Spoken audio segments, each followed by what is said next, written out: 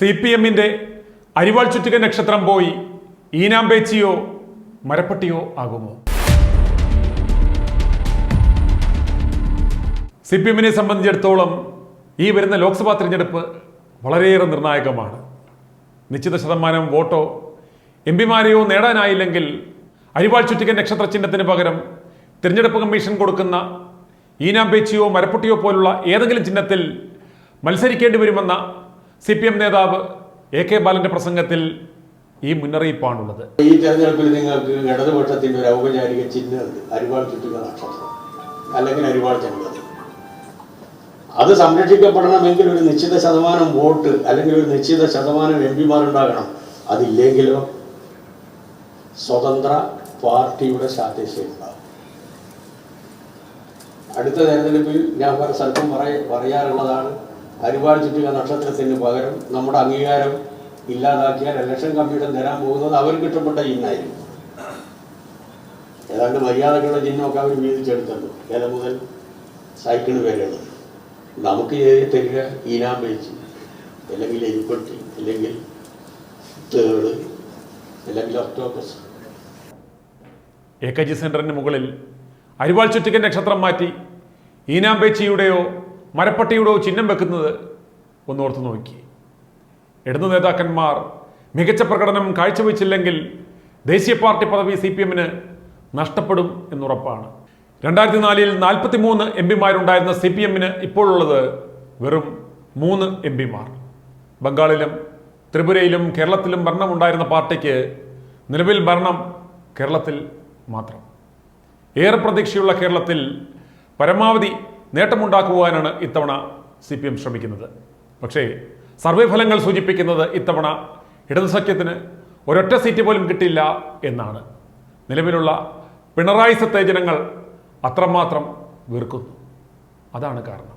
ദേശീയ പാർട്ടി എന്ന സ്ഥാനം നിലനിർത്തണമെങ്കിൽ 3 സംസ്ഥാനങ്ങളിൽ നിന്നായി 11 പേരെ ലോക്സഭാ തെരഞ്ഞെടുപ്പിൽ വിജയിപ്പിച്ചെടുക്കുകയോ 4 സംസ്ഥാനങ്ങളിൽ സംസ്ഥാന പാർട്ടി സ്ഥാനമോ വേണം. 11 പേരെ വിജയിപ്പിച്ചെടുക്കുവാൻ കേരളത്തിലാണ് പാർട്ടി ശ്രദ്ധ കേന്ദ്രീകരിക്കുന്നത്.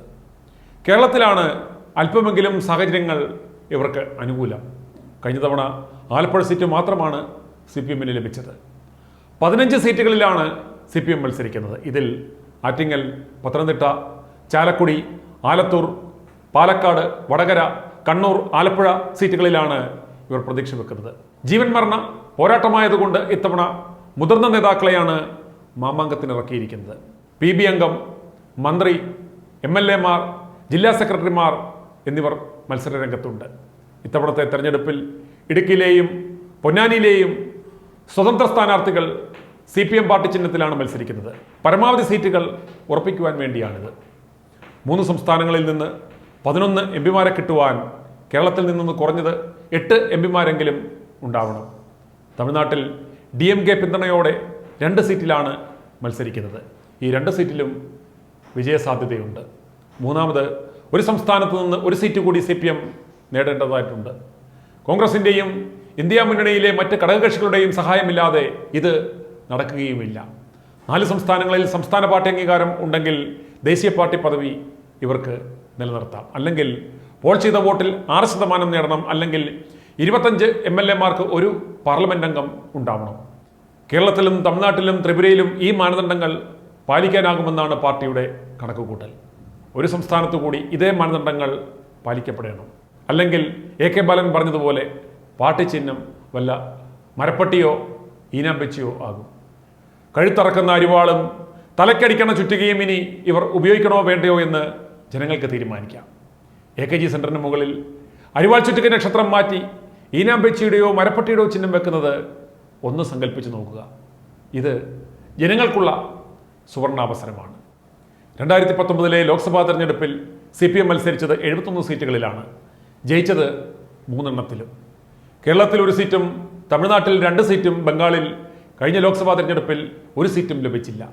2004-ന് മുമ്പ് ശരാശരി 30 സീറ്റ് നിലനിർത്തുവാൻ കഴിഞ്ഞ പാർട്ടിയാണ് 3-ലേക്ക് ഒതുങ്ങിയത് എന്ന് നാം മനസ്സിലാക്കണം. 1952-ൽ കമ്മ്യൂണിസ്റ്റ് പാർട്ടിക്ക് പാർലമെന്റിൽ ഉണ്ടായിരുന്നത് 16 സീറ്റുകളാണ്. 1998-ൽ CPM-ന് 32 MP-മാരുണ്ടായിരുന്നു. 2004-ൽ അത് 43 സീറ്റ് ലഭിച്ചതോടെ ഒന്നാം UPA സർക്കാരിൽ നിർണായക ശക്തിയായി മാറി. 2009 CPM ലഭിച്ചത് 16 സീറ്റ്, 2014 9 സീറ്റായും കഴിഞ്ഞ തിരഞ്ഞെടുപ്പിൽ അത് 3 സീറ്റായും ചുരുങ്ങി. കഴിഞ്ഞ തിരഞ്ഞെടുപ്പിൽ CPIക്ക് ലഭിച്ചത് 2 സീറ്റ്. ഇന്ത്യയിലെ മറ്റെല്ലാ സംസ്ഥാനങ്ങൾക്കും വെളിച്ചം വീണിട്ടും കേരളത്തിലെ മൊണ്ണങ്ങൾക്ക് എന്തുകൊണ്ട് തലയിൽ വെട്ടം വീഴണില്ല എന്നതാണ് ചോദ്യം. i2i News, an eye for truth.